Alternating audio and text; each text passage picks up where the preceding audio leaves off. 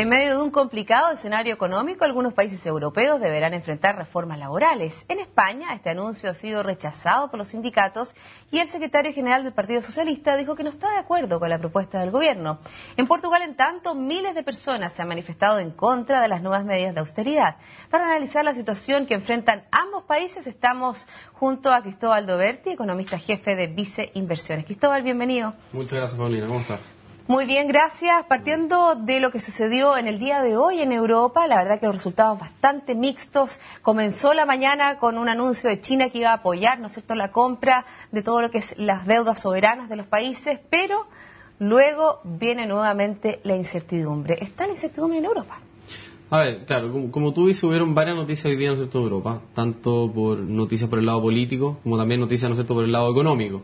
O sea, hoy día finalmente se conoció el PIB del cuarto trimestre en la zona euro, que confirmó, ¿no es cierto?, la primera caída en el producto de esta economía y que es el reflejo de las tensiones que se vivieron hace un par de meses a raíz de los problemas que enfrentaba Grecia. Un 0,3% cayeron las economías. Exactamente, una caída de un 0,3% muy diferenciada entre aquellos países centrales como Alemania y Francia, en donde Alemania tuvo una caída y Francia aumentó, con los países que van a tener que hacer mayores ajustes fiscales. Aquí destaca la caída de Portugal de un 1,3%, la caída de Italia de un 0,3%, que reflejan básicamente estas restricciones que se ponen, ¿no es cierto?, al llevar a cabo esfuerzos fiscales que implica aumento, ¿no es cierto?, de impuestos y disminución de gastos. Todas estas economías entrarían en recesión, o ya las que yo, por ejemplo, ya Grecia lleva un año ya de recesión. A ver, no todas las economías de la zona euro van a entrar en recesión, y si lo hacen, exactamente, y si lo hacen van a ser bastante moderadas. Las economías centrales como Alemania y Francia probablemente van a tener un estancamiento, podríamos hablar. Efectivamente, Alemania tuvo una caída en el producto en el último trimestre, pero los últimos datos del primer trimestre de este año básicamente señalan que podría haber un leve crecimiento en la economía. Recordemos que para definir técnicamente una recesión tenemos que ver dos caídas trimestrales consecutivas en el producto. Alemania lleva una, probablemente veamos un estancamiento en el primer trimestre de este año, por lo tanto se salvaría esa recesión técnica. Francia también tendría un desempeño bastante moderado, un estancamiento. Eso no significa, ¿no es cierto?, algo favorable, pero sí muy distinto a lo que va a pasar con los otros países de la periferia. Países como Portugal, países como España, países como Grecia, países como Italia, van a estar en una recesión durante todo este año, y algunos de ellos, los famosos países que han acudido a este Fondo de Asistencia Financiera, como es, Portugal, como es España, como es Grecia, probablemente no solo van a estar en recesión este año, sino que también el próximo. Y eso es el reflejo del esfuerzo, ¿no es cierto?, fiscal, que significa aumentar fuertemente sus impuestos, disminuir su gasto, y eso restringe inmediatamente la demanda interna del consumidor y la inversión en esta economía. Bueno, vamos viendo un poco lo que significan estas reformas laborales que van a tender, ¿no es cierto?, a reducir este déficit fiscal, transformar estos estados que eran muy subsidiarios al empleo, muy subsidiarios a las pensiones, y ahora van a tener que restringir una serie de gastos. Por ejemplo, ahora se discute el nuevo presupuesto de ayuda que se daría a Grecia, y está la Troika, ¿no es cierto?, este organismo formado por el Fondo Monetario Internacional, el Banco Central Europeo y también me falta uno, el Fondo Monetario Internacional, el Banco Central Europeo y la Unión Europea. Esta Troika le ha pedido mayores recortes a Grecia, lo que ha generado, como decíamos, no solo problemas económicos, sino también problemas políticos. Claro, a ver, el problema de la situación actual en Europa es que tiene vinculado tanto una solución fiscal que tiene consecuencias económicas, que puede llegar ¿no es cierto?, a tocar al sistema financiero, y que de alguna forma también desemboca en problemas sociales interiores, ¿no es cierto?, al interior de cada una de estas economías. Lo que le estamos pidiendo a estas economías es que ajusten ¿no es cierto?, su indicador de solvencia fiscal, es decir, reduzcan su déficit, su nivel de deuda, que es muy alto y que no es sostenible en el tiempo. Exacto. Pero que el costo de eso significa un costo económico importante, altos niveles de desempleo, muy bajo consumo, casi nada de crecimiento. De hecho, caía, ¿no es cierto?, en los indicadores de crecimiento, postergación de inversión, etcétera, etcétera. O sea, le estamos pidiendo que, para poder reducir su nivel de deuda, ordenar sus cuentas fiscales, que tengan un costo económico bastante importante. Y eso además, ¿no es cierto?, va de la mano con un costo social muy relevante. Hemos visto huelgas gigantescas, ¿no es cierto?, en lo que se refiere a Grecia, en lo que se refiere a España e Italia también, y eso básicamente el costo político de la situación que actualmente vive Europa. Todo eso viene a agravar el problema económico que estamos viendo en la actualidad. Bueno, y en esa misma línea, esta resistencia política a las reformas, son estas reformas laborales que, como tú decías, lo único que pretenden es recortar el gasto fiscal a través de un recorte de la plana laboral, por ejemplo, los empleados públicos, también la reforma del sistema de pensiones, aumento de impuestos. Es una estructura de este régimen, de este mercado laboral, hacerlo un poco más flexible a lo rígido que era antes. Claro, lo que tú dices es súper importante porque, a ver, las reformas fiscales que se van a llevar a cabo, es decir, bajar impuestos al gobierno, es decir, menos apoyo al consumidor, subir, ¿no es cierto?, impuestos, que básicamente si suben los impuestos, eso desincentiva también el consumo, significa una caída en el producto, como hablábamos recién, ¿no es cierto?, una recesión en una economía. Ahora, ¿de qué forma los gobiernos pueden, de alguna forma, suavizar esa caída en el producto y que esta caída no sea tan violenta, que la recesión no sea tan profunda en esta economía? Efectivamente, dando de flexibilizar, ¿no es cierto?, la economía. ¿Cómo se hace eso? Bueno, a través de, ¿no es cierto?, de aplicar distintas medidas al mercado laboral, que recordemos el mercado laboral europeo es bastante rígido, o sea, los beneficios, ¿no es cierto?, de desempleo son tan prolongados y tan favorables a quedar desempleados que los trabajadores no sienten incentivo, ¿no es cierto?, de volver al mercado laboral. En palabras simples, incentivar la creación de nuevos empleos, haciendo que no sea tan caro contratar a nuevas personas. Exactamente. ¿Y cómo se hace eso? Como tú dices, ¿no es cierto?, bajando el costo de contratación. De esa forma, las empresas naturalmente pueden sentir un incentivo a contratar nuevos trabajadores, lo que de alguna forma estimula el consumo, y eso, ¿no es cierto?, estimula la producción de las propias compañías. Es un círculo vicioso que de alguna forma, al disminuir los costos de contratación, permite que este círculo empiece a funcionar y la economía, si bien se presenta una recesión en un comienzo, esta no sea tan profunda y se recupera de una forma más rápida de lo que podríamos estar esperando. Ahora, de todos modos, la recesión en Europa, en los países más complicados, va a pasar no solo, va a estar presente no solo este año, sino que también el próximo. Ahora, como región vamos a ver algo más moderado, o sea, una caída en el primer semestre y una recuperación hacia la segunda parte del año. Pero sí, como te contaba, de forma muy diferenciada entre los países centrales, como es Alemania y Francia, y entre los países de la periferia, que básicamente son los que están impulsando estas medidas del mercado laboral para flexibilizar el mercado laboral y que de alguna forma signifique menor costo de contratación y que eso, más empleo, significa más consumo en una economía.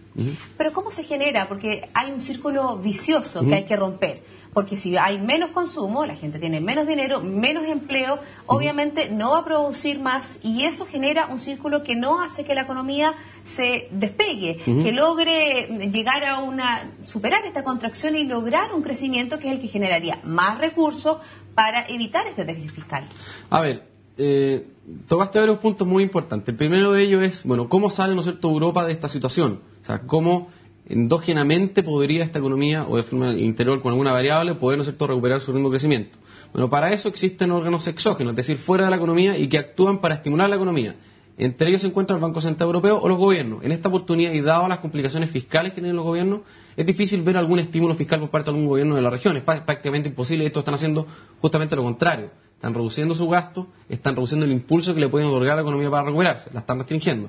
Bueno, ahí vemos el órgano del Banco Central Europeo como ha estado en los últimos meses comprando deuda para que no suba también estos costos de los créditos, que hace que las economías tengan una mala calificación, que los inversionistas saquen su dinero, vayan hacia otros mercados y que también sigue generando este círculo que no llega a nada, sino que solamente hunde a la economía. Claro, como tú dices, el Banco Central Europeo lo que ha hecho en el último tiempo es tratar de estimular la economía. ¿Cómo? Bajando su tasa de interés. Lo que vimos el año anterior es que luego de subirla por un par de problemas de inflación, terminó bajando su tasa de interés a niveles de 1%. Ahora, estamos llegando a niveles de tasa mínima, por lo tanto existen otros mecanismos para estimular la economía.